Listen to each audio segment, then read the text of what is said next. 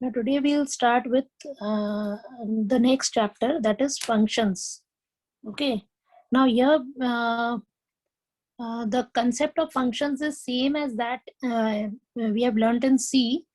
The notes that I have sent you in that the programs are written in C. So just what we have to do is the concept of function remains same. Only the thing that we have to do is कि instead of scanf and printf, मतलब input और output के लिए आप वहाँ पे scanf और printf use करते थे, तो उसके जगह पे यहाँ पे C++ में you will be using cin and cout. scanf और printf की जगह आप cin और cout यूज करोगे. ठीक है. अब फंक्शंस होते क्या हैं और क्यों फंक्शंस यूज किए जाते हैं सी या C++ में या कोई भी से स्ट्रक्चर्ड प्रोग्रामिंग लैंग्वेज में. नाउ स्ट्रक्चर्ड प्रोग्रामिंग लैंग्वेज में the whole program that is to be written is divided into modules. It can be divided into modules, and that makes your task simpler. The main reason for writing functions is कि जैसे suppose आपको एक बड़ा सा application बनाने को दिया जाता है. Now if you start writing the entire program in one go, एक सिंगल यूनिट में अगर आप लिखोगे तो सबसे पहले तो प्रोग्राम लिखना बहुत मुश्किल हो जाता है. अगर आप लिख लोगे जैसे तैसे करके, तो अगर कभी भी कोई एरर आएगी, सपोज आपने 5000 लाइन का एक सिंगल प्रोग्राम बनाया and there is an error in the program. Now उस एरर को ढूंढना और उसको करेक्ट करना बहुत मुश्किल हो जाएगा. एंड फ्यूचर में अगर प्रोग्राम में कोई भी चेंजेस रिक्वायर्ड होते हैं, देन वो चेंजेस करना भी मुश्किल हो जाएगा, बिकॉज पूरा आपको इतना बड़ा एक प्रोग्राम को पूरा समझना पड़ेगा. Then only you can make further changes in the program. So all in all मतलब अगर आप एक सिंगल मतलब पूरा एप्लीकेशन के लिए अगर आप एक सिंगल प्रोग्राम बनाओगे, फंक्शंस का यूज नहीं करोगे, देन प्रोग्राम लिखना, उसमें एरर रिमूव करना एंड फ्यूचर में प्रोग्राम में कुछ चेंजेस करने पड़े, एप्लीकेशन में कुछ चेंजेस करने पड़े, all those things will be very difficult. तो इसीलिए स्ट्रक्चर्ड प्रोग्रामिंग में व्हाट वी डू इज कि whenever we are given an application, कोई भी एक एप्लीकेशन बनाने को हमें दिया जाता है, तो we don't just start writing the program. First we study the program या एप्लीकेशन, उसमें क्या क्या करना है हमें, और we try to simplify the application by dividing it into small small modules. अब ये मॉड्यूल्स में प्रोग्राम को डिवाइड करने का जो ऑब्जेक्टिव है वो ये है कि जिससे कि आप अलग अलग एक्टिविटीज को अलग अलग फंक्शंस के अंदर परफॉर्म कराओगे. तो उससे एक तो चीज ये हो जाती है कि प्रोग्राम आपका जैसे इट्स लाइक जैसे एक एल्मिरा है. अगर आप एल्मिरा में पूरा एक साथ सारा सामान स्टैक अप कर दोगे तो क्या होगा, कोई भी चीज को ढूंढने में मुश्किल होगी. आपको जब भी कोई सामान ढूंढना है तो you have to search the entire almirah and सारी चीजें मिक्सअप हो जाएंगी. अगर आप एल्मिरा में शेल्व्स बना दोगे और हर शेल्फ को एक पर्टिकुलर चीज के लिए डेजिग्नेट कर दोगे, तो उससे क्या होगा कि जब अगर आपको सपोज आपको बुक ढूंढनी है, तो you will only have to search the section where the books are kept. बाकी सारे शेल्फ से आपको कोई मतलब नहीं है and they will remain intact. ठीक है. सेम चीज प्रोग्रामिंग में होती है कि अगर आपने प्रोग्राम को अपने मॉड्यूल्स में ब्रेक कर रखा है, तो अगर कभी भी किसी एक पर्टिकुलर मॉड्यूल में हमें चेंजेस करने होंगे, then the rest of the program will remain unaffected. Like example ले लो आप, सपोज लाइब्रेरी मैनेजमेंट सिस्टम बनाया हमने, तो सपोज हमने एक इशू के लिए एक अलग रूटीन बनाया या फंक्शन बनाया, रिटर्न के लिए एक अलग फंक्शन बनाया, एंड से फाइन कैलकुलेशन के लिए एक अलग फंक्शन बनाया. नाउ सपोज फ्यूचर में जाकर के फाइन का जो रेट्स हैं दे गेट चेंज्ड, तो अब आपको सिर्फ चेंजेस करने हैं तो क्या करना पड़ेगा, यू जस्ट हैव टू से make changes in the fine calculation module and rest of the modules will remain same. अब सपोज अगर आपको बुक रिटर्न का जो पॉलिसी है, सपोज अभी फिलहाल आपको बुक्स 15 डेज के लिए इशू होती हैं, suppose there is a change in the return policy of the books and now the books will, आपको एक बार जब बुक इशू होगी तो वो 15 दिन के लिए होगी, 1 महीने के लिए होगी सपोज। तो अब आपको कहाँ पे चेंजेस आए, आपके बुक के रिटर्न पॉलिसी में चेंजेस आए हैं। तो आपको सिर्फ किस मॉड्यूल में चेंजेस करने पड़ेंगे, you have to just go and make changes in the function that has been written for returning of books. So that is like, या इशू ऑफ बुक्स, जो भी आप कह लो। तो इससे क्या होता है कि फंक्शंस बनाने से, प्रोग्राम को फंक्शंस में ब्रेक करने से, एक तो प्रोग्राम लिखना सिंपल हो जाता है, बिकॉज आप पूरी प्रॉब्लम को एक बार में टारगेट नहीं करते हो, आप उसको छोटे छोटे यूनिट्स में डिवाइड करते हो, and you look into one unit at a time, and that makes things simpler. It is similar to कि आपकी कोई भी बुक होती है तो it has been divided into chapters, chapters further are divided into say some topics and subtopics। अगर ऐसा नहीं होता और जस्ट बिना चैप्टर के, मतलब आपका बस बुक शुरू होती और फिर लास्ट में एंड हो जाती, देन अगर आपको एक पर्टिकुलर टॉपिक पढ़ना है तो it will be very difficult to search that topic, कि वो कहाँ पे होगा टॉपिक, आपको पता नहीं चलेगा। जबकि चैप्टर्स में अगर आपका बुक डिवाइडेड है, then if you want to read a particular topic, you want to read a particular chapter, you can directly jump to that particular chapter and read it। So same is the case with functions। अगर आपका programme functions में divided है तो functions जब भी कभी आपको कोई changes करने हैं, you can directly do the changes in the required function and the rest of the program remains unaffected। जबकि जब फंक्शंस नहीं हुआ करते थे, पूरा प्रोग्राम सिंगल यूनिट में लिखा जाता था, तो उससे क्या होता था, छोटे से चेंजेस करने से भी कई बार प्रोग्राम चलना बंद हो जाता था। All the things were affected. Okay, so these are some of the advantages of creating functions. ये सब चीजें हम सी में भी पहले पढ़ चुके हैं। Now here the advantages of functions are given. The functions provide modularity, it provides reusable code. Now reusable से मतलब क्या है, फंक्शन आप एक जगह लिख करके उसको कहीं से भी कितने भी बार कॉल कर सकते हो।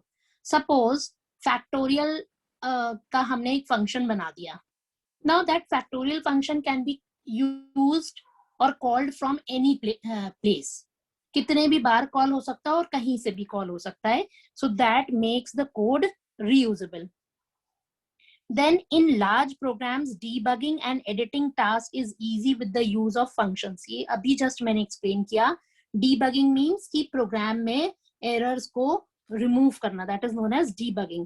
तो debugging and making changes, editing means making changes in the program becomes easy with the use of function, क्योंकि से आपको सिर्फ उस function को target करना पड़ता है जिसमें changes required हैं या जिसमें error आ रही है। ठीक है।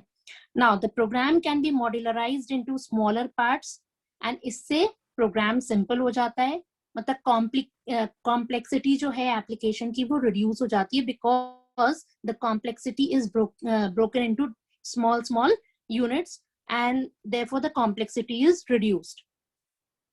Separate function independently can be developed according to the needs। मतलब आप functions को user की requirement के हिसाब से बना सकते हो, and they can be called from anywhere and any number of times।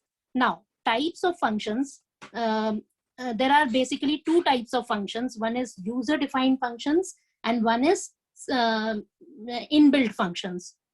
कोई भी language हो, चाहे वो C हो, C++ हो, Java हो, कोई भी language हो, कुछ functions पहले से बने हुए होते हैं and some you can create on your own। So user defined and inbuilt functions। Now suppose अगर हम बात करें get ch, get che या printf, scanf या clr, scr, ये सारे functions क्या हैं, built in functions हैं। ये C में पहले से बने हुए हैं या C++ में पहले से available हैं। So those are known as built-in functions। And user-defined functions we can create from our side। A user can create from his or her side। So those are known as user-defined functions। Now के parts क्या क्या होते हैं. Now if you see this, now this is again just all revision, ये सब आप सी में पढ़ चुके हो. फंक्शन के ये 3 पार्ट्स होते हैं. The parts of a function are the function prototype, which is also known as the function declaration. Then you have the function definition, या उसको function की body भी बोलते हैं. And then function call, जहाँ से function call होता है. Now these are the different parts of a function. Now यहाँ पे ये पूरा function लिखा हुआ है. Now this whole line is known as the function header. Function header बोलते हैं इसे. The function header tells us about the function. It tells us some major things about the function. जैसे कि function का नाम क्या है. So here the name of the function is add. Then what parameters is the function working on. मतलब function, अब function है add. तो add किसको add करना है. So these parameters are passed to the function. So on these values, this function is going to run or work. ठीक है. And this is your return type. Now function जब बनाया गया है तो किसी काम को करने के लिए बनाया गया है. Suppose this function is written for adding 2 numbers. Okay. So once the function will be executed numbers, and definitely it will return a result. Return होगा. So this type tells you what type of result is being returned. So basically your function header tells you 3 major things about the function. Function का नाम क्या है, उसका return type क्या है, मतलब वो किस type का value return कर रहा है, and what type of, how many parameters and what type of parameters it is taking as arguments. So this whole line is known as the function header. Then curl braces के within जो आपका part लिखा होता है, that is known as the function body. Now function body में वो code लिखा जाता है जो actual function को करने को बोला जाता है. जैसे मान लीजिए add का function है, तो add function की body के अंदर क्या लिखोगे आप. The code to add 2 numbers or 3 numbers, जिसके लिए भी program बनाया गया है, function बनाया गया है. Suppose factorial function होता, तो factorial function क्या करता, factorial का code उसकी body के अंदर लिखा जाता. से अगर prime is prime function नाम होता function का, तो वो function क्या करता, पता करता कोई भी number prime है या नहीं, and so on. So basically function की body के अंदर वो code लिखा जाता है जिसके लिए function बनाया जा रहा है. Okay. Now so ये तो हो गया आपका function का header and function की body. So the function से function की जो definition है, that comprises of 2 things. This is the function definition, which comprises of 2 things: function header and the function body. These are the 2 major things of which a function is made. Now एक बार आपका function बन गया, then you need to call the function. Now function की खासियत ये है कि लिखा एक बार जाता है, but उसे call आप कहीं से भी और कितने भी बार कर सकते हो. So that is the advantage of creating functions. So there is no repetition of code. आपको अगर factorial 10 जगह अलग अलग जगह से calculate करना है या 10 जगह अलग अलग add करने आपको numbers, you can just call that add function again and again for different set of values, and every time it will give you the answer at different places.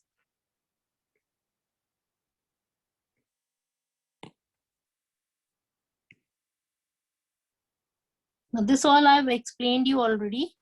Function का जो now next is function declaration. Function declaration क्या होता है?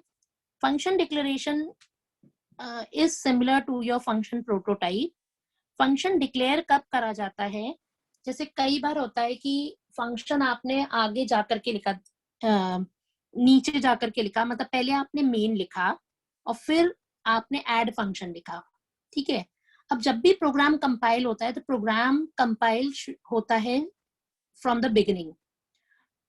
ना beginning में जब आपका programme से I will give you an example, आपने मेन में I am not writing the complete code, से यहाँ पे कुछ कोड लिखा हुआ है और यहाँ पे आपने ऐड फंक्शन को कॉल कर लिया, say c is equal to add say a comma b, okay. मतलब यहाँ पे आपने आपने फंक्शन को कॉल करा, फंक्शन ऐड कॉल करा और उसको दो पैरामीटर्स पास करे a and b, so you need to add two values a and b और उनका रिजल्ट c में आना चाहिए। अब होगा क्या, जब प्रोग्राम यहाँ से कंपाइल होना शुरू होगा तो when the compiler will reach to this line, it will see there's a function named as add. अब वो सबसे पहले चेक करेगा कि क्या add कोई इनबिल्ट फंक्शन है C या C++ में पहले से होता है क्या। मान लीजिए यहाँ पे हमने हेडर फाइल इंक्लूड करी, से हैश इंक्लूड से conio.h and say hash include say iostream.h. Since we are talking about C++, तो हम iostream.h. अब सपोज हमने यहाँ पे क्लियर स्क्रीन फंक्शन भी कॉल किया, तो इट विल चेक, हर फंक्शन को चेक करेगा, क्लियर स्क्रीन तो मिल जाएगा उसे conio.h में उसका डिक्लेरेशन। जब वो ऐड फंक्शन पे आएगा तो इट विल चेक कि इस नाम का तो कोई भी फंक्शन पहले से प्री डिफाइंड है नहीं, तो what is add. So here the compiler will give an error कि उसको नहीं समझ आ रहा है कि ऐड क्या है। So in such cases you need to declare the function in advance so that the compiler does not give an error at this line, ठीक है। तो इसके लिए हमें क्या करना पड़ेगा, मेन के पहले यहाँ पे हम जस्ट एक डिक्लेरेशन दे देंगे, say int add int comma int, just you need to write this much and semicolon. Means अगर आप देखो तो जो हेडर था आपका फंक्शन का, ऐड फंक्शन का हेडर था, आपने ऑलमोस्ट वही लिखा and it is terminated bye a semicolon. यहाँ पे a और b लिखने की जरूरत नहीं है, it's not necessary, you can just write int comma int. Now इससे प्रॉब्लम हमारी सॉर्ट आउट कैसे हो रही है, this is known as the function declaration. जैसे आप वेरिएबल्स को डिक्लेयर करते हो तो इसी तरह से फंक्शन को भी डिक्लेयर करना पड़ता है। अब फंक्शन डिक्लेरेशन से हमारी थी, हमारी कैसे सॉर्ट आउट होगी। Now when the program will be compiled, उसको सबसे पहले ये वाली लाइन आएगी, int add int comma int semicolon. तो ये फंक्शन का डिक्लेरेशन है, मींस ये बता रहा है कि इस नाम का फंक्शन, एक ऐड नाम का फंक्शन आगे चल के डिफाइंड है। So this is just a pre-declaration. So it's telling the compiler in advance and in the program named add, जिसका return type int है और जो दो parameters accept करता है of integer type, ठीक है। तो पहले जो compiler यहाँ पे इस line पे error दे रहा था, now it will not give an error and because of this declaration, ठीक है। तो हमेशा आपको फंक्शन, जब ये प्रॉब्लम कब आती है, जब भी आप फंक्शन को मेन के बाद लिखते हो। जैसे सपोज हमने यहाँ पे लिखा ऐड इंट ऐड से int x comma int y, और यहाँ पे हमने ऐड का कोड लिख दिया। नाउ ये फंक्शन बाद में है, तो इस जगह पे कंपाइलर को नहीं पता कि ऐड क्या है। ये तो इस लाइन पे जाकर के पता चलेगा कि एक ऐड नाम का फंक्शन है, but at this point of time the compiler is unaware of कि ऐड क्या है। So this declaration, the function declaration helps the compiler in telling कि don't worry, there is a function named add जिसका return type int है और जिसके दो parameters integer type के हैं, आगे वो डिफाइंड है। So it is just informing the compiler कि ऐसा आगे चल के आपको एक फंक्शन मिलेगा। So the error is resolved. So this is known as a function declaration. ना फंक्शन डिक्लेरेशन की जरूरत इस केस में तो आपको पड़ती है, but if you want to avoid this situation कि आप नहीं चाहते हो कि फंक्शन को डिक्लेयर करना पड़े, तो what can be done is you can write this function before the main. अगर आपने ये फंक्शन को पहले लिखा होता और मेन को बाद में लिखा होता तो ये प्रॉब्लम नहीं आती डिक्लेरेशन की, क्योंकि से पहले जब कंपाइलर कंपाइल करता प्रोग्राम को तो पहले ही उसे फंक्शन मिल जाता, डिफाइंड करा हुआ मिल जाता, और जब वो मेन पे पहुंचता जहां पे फंक्शन कॉल हो रहा है तब तक उसे मालूम है कि इस नाम का फंक्शन ऑलरेडी है, so there will be no requirement for function declaration. So there are two cases. एक में जब आप मेन पहले लिख रहे हो, सपोज आप मेन पहले लिख रहे हो and then you are writing the function. ठीक है, फर्स्ट नंबर पे आप मेन लिख रहे हो, सेकंड नंबर पे ऐड मतलब जो भी फंक्शन है वो लिख रहे हो. तो इन this case function declaration is required. Okay, and अगर आपका फर्स्ट नंबर पे आपने फंक्शन लिख दिया और फिर मेन आपने बाद में लिखा, then in this case no need for function declaration. ठीक है. Now next is calling a function. अब फंक्शन आपने लिख लिया तो फंक्शन को कॉल भी करोगे आप. ठीक है, तो कॉल करना मीन्स कि जो भी आपने फंक्शन लिखा है उसको कॉल कराना. Now suppose here there is an example to find the maximum out of two numbers. This program is finding the maximum out of the two numbers. Okay. Now अगर आप इस प्रोग्राम को देखो, यहाँ पे ये आपका फंक्शन का डिक्लेरेशन है. This is the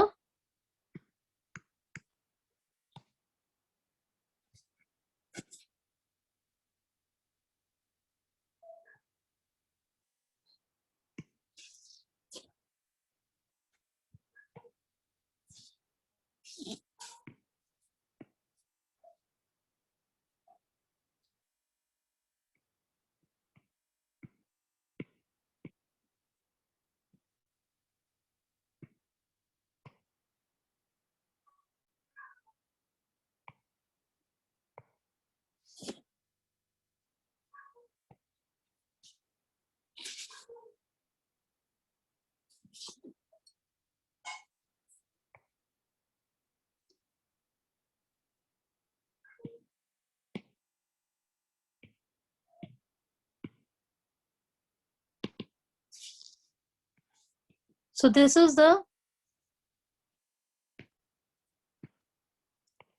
the function declaration.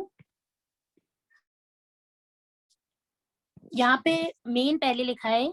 I told you just now कि अभी यहाँ पे मेन पहले लिखा है और फंक्शन को बाद में लिखा गया है, इसीलिए फंक्शन को डिक्लेयर करना जरूरी है. ठीक है. नाउ डिक्लेरेशन वाली लाइन में हम क्या लिख रहे हैं, basically you are just telling int max int num1 comma int num2. Now I told you this is not necessary. If you write it or don't write it, you can also write it like int max int comma int. This is sufficient. Means आप ये बता रहे हो कि max नाम का एक function है जो इंटीजर टाइप वैल्यू रिटर्न कर रहा है and it is taking two parameters both of integer type. ठीक है. तो num1 num2 अगर आप लिख देते हो बहुत अच्छी बात है, नहीं लिखते हो then also that is not an issue. इसके बाद मेन में हमने क्या किया, दो वेरिएबल्स लिए a एंड b, उनको असाइन करी है value 100 and 200. This is just to show you how a function is called. Okay, just a simple example to find the maximum of the two numbers. So a and b and एक variable declare किया ret, जिसमें हम दोनों में से जो greater value है उसको रिटर्न करके स्टोर कराएंगे. Now this is the function call. ये है function call. Function is being called here. Function call कैसे होता है, फंक्शन का नाम लिखते हो आप, फंक्शन नेम, और ब्रैकेट में आप पैरामीटर्स पास करते हो. सपोज हमने पास किया से a comma b. So this is the name of the function. Suppose max A, B. So A, B will be दो पैरामीटर्स आप भेज रहे हो max function को basically. So max function will work on these two parameters A and B, और जो भी value return होकर के आएगी वो RET नाम के वेरिएबल में स्टोर हो जाएगी. So this line is known as the function call. यहां से आप फंक्शन को कॉल कर रहे हो, जैसे ही फंक्शन कॉल होगा the control will be transferred to the function. Function जैसे ही कॉल होता है तो मेन से एक the control is shifted to the function. Function यहाँ एग्जीक्यूट होता है और रिटर्न जब आप करते हो, रिटर्न स्टेटमेंट वापस से कंट्रोल कहाँ ले जाता है आपका, to the next line after the function call. So means यहाँ मैक्स फंक्शन कॉल हुआ तो the control is shifted to the function, then function यहाँ से यहाँ तक का रन होगा, the control will move downwards, return statement से the control will return back to the statement followed by the function call. So this is how the function is called. अब यहाँ पे होगा क्या, फंक्शन यहाँ से कॉल हुआ, फंक्शन यहाँ से कॉल हुआ. नाउ A में वैल्यू क्या है आपकी 100 और B में वैल्यू है आपकी 200. यहाँ आपने 100 and 200 इनको अज्यूम किया है. So max function will be called here and num1 will be assigned 100 value and num2 will be assigned 200 value. जिस ऑर्डर में आपके पैरामीटर्स लिखे हैं. Now these are known as A and B are known as actual parameters. Those parameters which hold the function call करते समय जो parameters pass किए जाते हैं, those are known as actual parameters because these parameters hold the values on which the function is going to be called. ठीक है. और जहां फंक्शन डिफाइन करते हो आप, जहां पे आपके पैरामीटर्स रिसीव होते हैं, फंक्शन कॉल जब हो जाता है तो जहां पे पैरामीटर्स रिसीव होते हैं, तो यहाँ पे जो num1 एंड num2 है, they are known as formal parameters. Now होता क्या है, एक्चुअल पैरामीटर की वैल्यूज फॉर्मल पैरामीटर्स में रिसीव होती हैं. ठीक है. नाउ आप नाम सेम भी ले सकते हो, जैसे यहाँ पे हमने A और B लिया, एक्चुअल पैरामीटर का नाम A और B है और फॉर्मल पैरामीटर का नाम num1 एंड num2 है. You can take them as same also but we have taken them different to avoid confusion. ठीक है. तो होगा क्या, जिस ऑर्डर में पहला पैरामीटर की वैल्यू पहले एक्चुअल पैरामीटर की वैल्यू पहले फॉर्मल पैरामीटर में असाइन हो जाएगी और दूसरे एक्चुअल पैरामीटर की वैल्यू दूसरे फॉर्मल पैरामीटर में असाइन हो जाएगी. So that means num1 will be assigned 100 value and num2 will be assigned 200 value. Now इसके बाद हमने एक रिजल्ट वेरिएबल डिक्लेयर किया. Now we are just checking if num1 is greater than num2, then result is equal to num1, else result is equal to num2. So basically result जो variable है will contain the greater of the two values. दोनों में से जो भी greater होगी, num1 num2 में से जो भी ग्रेटर होगी, that value will be stored in result. So as per our program, num1 num2 में से कौन सा बड़ा है, num2. So result में हमारे क्या वैल्यू आ जाएगी, 200. ओके. नाउ लास्ट में फंक्शन में लास्ट में आपने दिया return result. Now return and result में क्या वैल्यू है, 200. So this value will B returned and ये रिटर्न होकर के वैल्यू किस में आएगी, RET नाम के वेरिएबल में. सो दैट मीन्स RET में क्या वैल्यू आ गई आपकी 200. और 200 की क्या खासियत है, ये दो 100 एंड 200 में से 200 इज ग्रेटर. ओके. एंड यहाँ पे आप प्रिंट करा दे रहे हो मैक्स वैल्यू इज RET. ठीक है. अब यहाँ पे ये सारे प्रोग्राम्स हमारे C में लिखे हुए हैं. What we have to do is just we have to make use of cout instead of printf here. That's it. Okay. So the concept of functions is same. So I was just revising your functions. If you have some problem, you can just refer to these notes, and you can convert this program into a C++ program. यहाँ पे stdio.h की जगह इसकी जगह you will include io stream.h.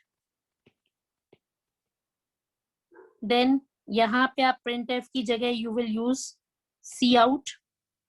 Okay, and rest all program will remain same. बाकी कोई programme में आपको चेंजेस करने की जरूरत नहीं पड़ेगी, बिकॉज यहाँ पे कहीं इनपुट वगैरह करा नहीं रहे.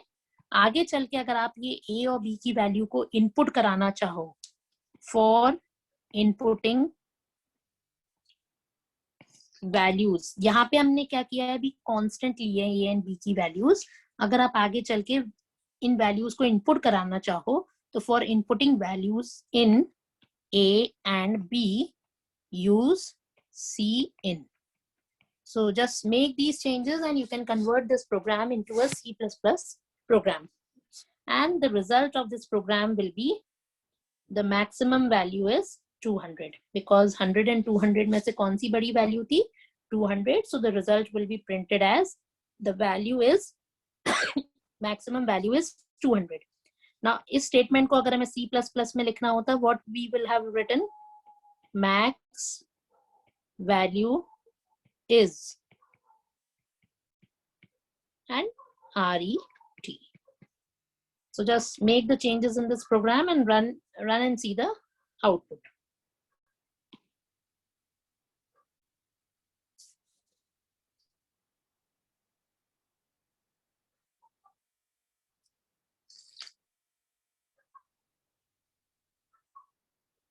Now here there's an example of the factorial program with function and without function. Okay, with without function we have already written. Now this is with function, how you are writing a factorial program using function.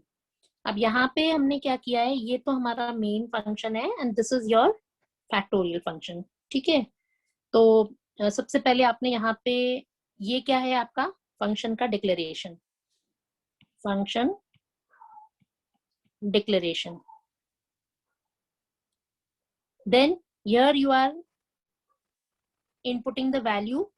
तो यहाँ पे आप scene करके वो value input कराओगे जिसका आपको factorial निकालना है, and then you are calling the function here, factorial of a. You want to calculate the factorial of a, and you'll when the statement is run, this will be transferred to the factorial function. This is your actual parameter, and this is your parameter. Function के अंदर जहां पे करना है, that is the at the receiving end you have the formal parameter and sending end पे होता है आपका actual parameter. Now यहाँ पे आपने एक variable declare किया f, जिसमें आप basically factorial store कराओगे. Now this is using recursion. This is based on recursion. If x is equal to 1, turn 1, else factorial is f is equal to x into factorial of x minus 1.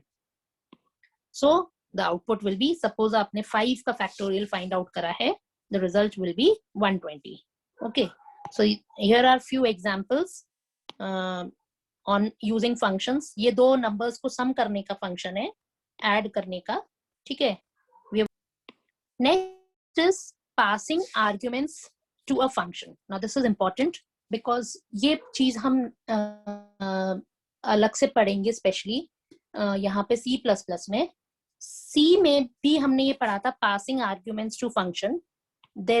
We had studied two methods of passing arguments to a function. One was call by value and the second was call by, जैसे हम C में कई बार call by reference भी बोलते थे. Actually it is call by address. It made use of pointers, makes use of pointers. We will be studying how to pass arguments to a function. So we will learn three different methods of passing arguments to a method for passing arguments to a function, and that is the three methods will be call by value, call by reference. So these will be the three.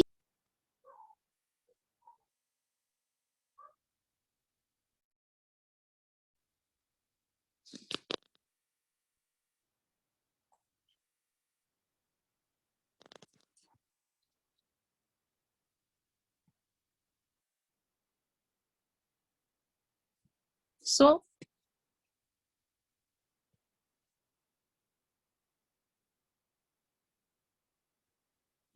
we'll see the three methods of function call by value, function call by address, and function call by reference. Okay.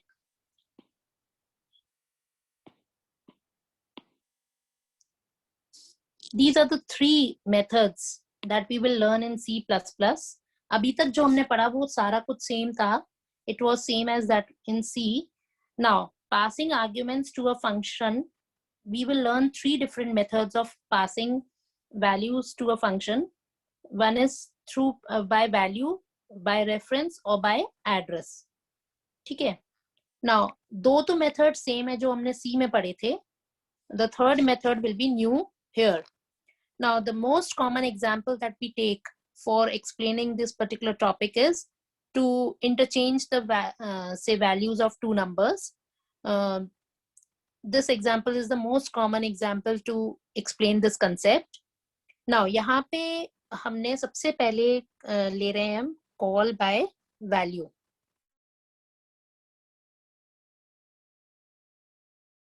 This is an example value. Okay. This program is written mainly for interchanging the values of two variables.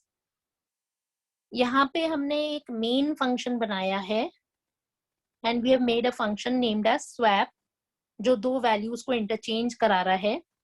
ठीक है. Now this is your function declaration. You can do it within main function also, or you can do it outside the main function also. So that won't make any difference. Now, यहाँ पे हमने दो variables लिए हैं x and y, जिनमें value 10 and 20 है. Here we are calling the swap function with the formal parameters, actual parameters as x and y. तो x में value 10 होगी and y में 20. Now, as soon as the swap function is called, the control will be shifted to the swap function where a will receive 10 value and b will receive 20 value. Now, we are right now seeing call by value, means function call by value, यानी कि copy. Now, what value we are talking about? We want to interchange the values of x and y. So basically, we are sending the values of x and y, and in call by value, the copy of these is sent the formal parameters a and b. Means x and y वो तो जो है वो रहेंगे. Suppose this is x, this is y. x में 10 value थी, y में 20 value थी. इनकी एक कॉपी क्रिएट होगी and it will be sent to a and b. a में 10 वैल्यू आ जाएगी, b में 20 वैल्यू रिसीव हो जाएगी. Now, within the function, you are writing this code to interchange the values of a and b. Now, using a third variable. ये आपने करा है, पहले भी करा होगा, C में भी प्रोग्राम किया होगा. Interchanging the values of two variables using a third variable. यहाँ हमने एक टेम्पररी वेरिएबल t लिया. पहले t में वैल्यू डाली a की, फिर a में b की वैल्यू डाली एंड फिर b में टेम्पररी वैल्यू डाल दी, t की वैल्यू डाल दी. ठीक है. नाउ यहाँ पे सपोज अगर हम फिलहाल इस फंक्शन के अंदर while we are within the swap function, यहाँ पे अगर मैं a और b की वैल्यू को प्रिंट करके देखें, then what output do you expect? Suppose मैं a और b की वैल्यू को फंक्शन के अंदर प्रिंट करूं, इस फंक्शन के अंदर what output will we get? We will get the values as 20 and 10. ऐसा क्यों होगा? a की वैल्यू हमें मिलेगी 20 और b की वैल्यू मिलेगी 10. That means the values have been interchanged because initially a में वैल्यू रिसीव क्या हुई थी आपकी 10 and b में 20. लेकिन आपने यहाँ पे कोड में क्या किया, उन दोनों वैल्यूज को आपस में इंटरचेंज कर दिया. तो इंटरचेंज करने के बाद अगर आप a और b की वैल्यू को स्वैप फंक्शन के अंदर प्रिंट करोगे, then you will get the values as 20 and 10. That means definitely values interchange हुई हैं.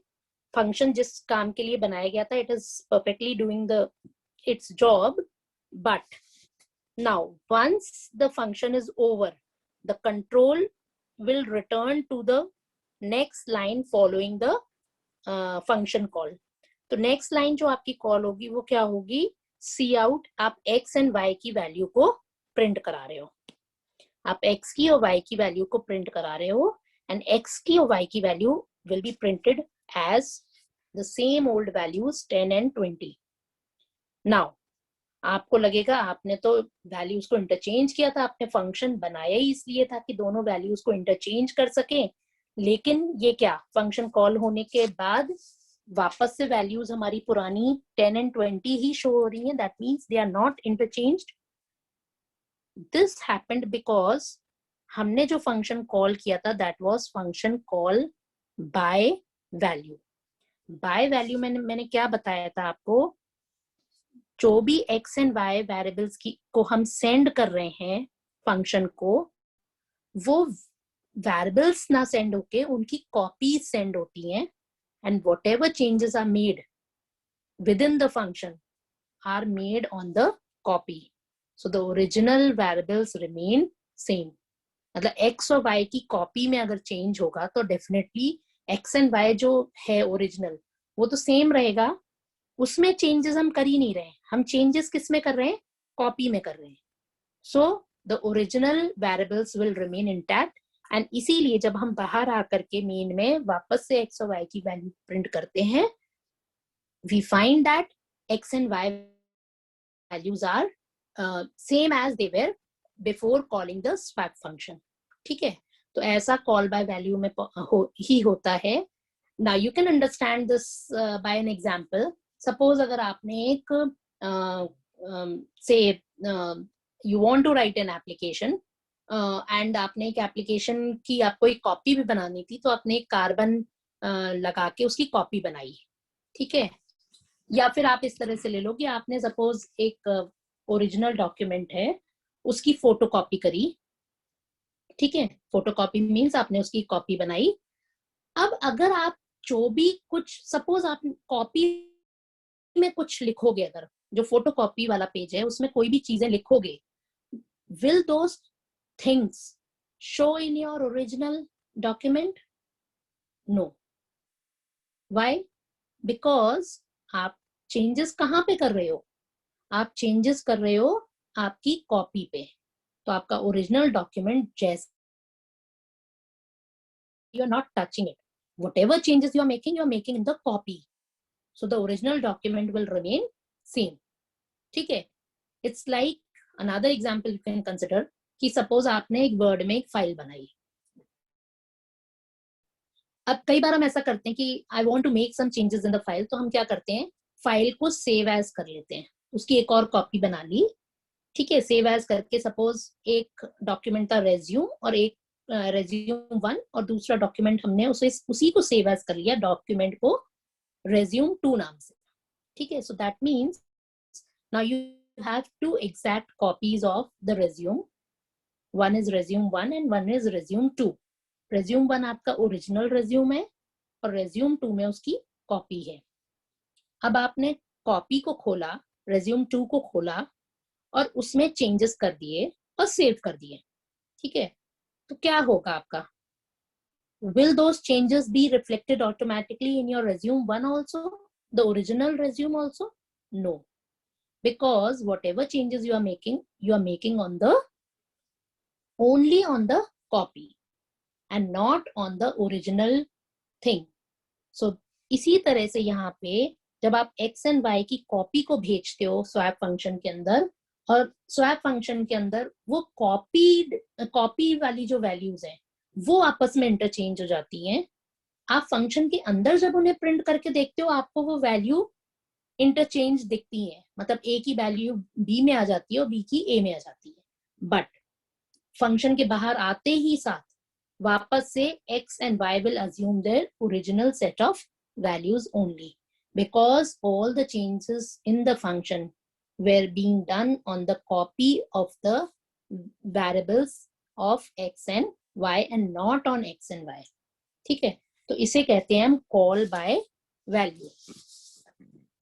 Now in next class we will be learning about call by address and call by reference, and then we'll continue with few more new topics that you have not learned earlier in C, in functions chapter. So we'll be completing the functions chapter in the next class. So I'll wind up the class for now.